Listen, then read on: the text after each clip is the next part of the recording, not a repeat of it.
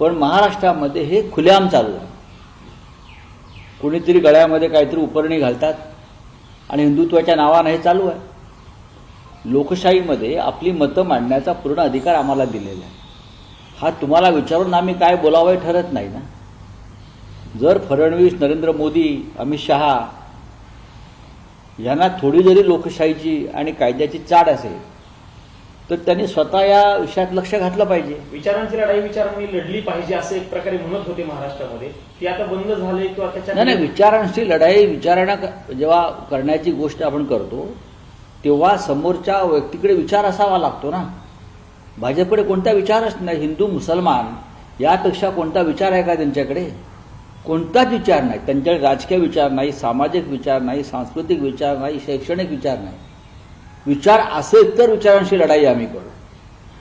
देशाच्या स्वातंत्र्य लढ्यात ज्यांचं कवडीचंही योगदान नाही किंवा देश घडवण्यात ज्यांचं योगदान नाही, सामाजिक रचना घडवण्यात ज्यांचं योगदान नाही, त्यांच्याकडनं तुम्ही विचारांची अपेक्षा काय करता? काल अजितदादांची शोकसभा पार पडली. अनेकांनी दादांच्या बद्दल भावना व्यक्त केल्या. उद्धव ठाकरेंचं विधान खूप महत्वाचं आहे की एखाद्याला जीव नकोसा होईल इथपर्यंत कोणाची बदनामी करू नका अशा पद्धतीचा. जीव नकोसा होईल आणि तो इतका नकोसा करायचा की शेवटी तो आपला पक्ष सोडून तुमच्या पक्षात जाईल, इथपर्यंत जीव नकोसा करायचा.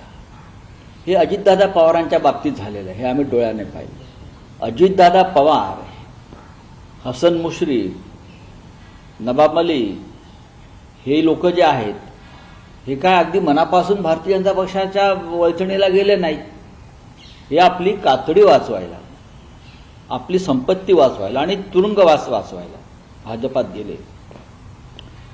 स्वतः देवेंद्र फडणवीसांनी चक्की पिसिंग कोणाविषयी विधान केलं होतं? अजितदादाविषयीच केलं होतं ना. चक्की पिसिंग 17,000 केलंय ना. त्याच्यामुळे हा जीव त्यांचा मेटाकुटी झाला ह्या लोकांमुळेच. भारतीय जनता पक्ष हा पक्ष नसून एक छळछावणी आहे. जसे हिटलरने छळछावण्या निर्माण केल्या होत्या आपल्या विरोधकांसाठी, तशा प्रकारची छळछावणी आहे आणि त्या छळछावणीचे बळी हे अजित पवार आहे. काल फडणवीसांनी हे सांगितलं या शोकसभेच्या ह्याच्यात की एक महाराष्ट्राला न मिळालेला असा उत्तम मुख्यमंत्री महाराष्ट्राने गमावला. त्याच मुख्यमंत्र्याला तुम्ही तुरुंगात टाकायला निघाला होतात ना. त्याच मुख्यमंत्र्याला तुम्ही तुरुंगात टाकायला निघाला होतात. अजित पवार हे मुख्यमंत्री महाविकास आघाडीकडूनच झाले असते भविष्यात. छगन भुजबळ हे महाविकास आघाडीकडून मुख्यमंत्री झाले असते. गणेश नाईकांसारखा नेता मुख्यमंत्री झाला असता.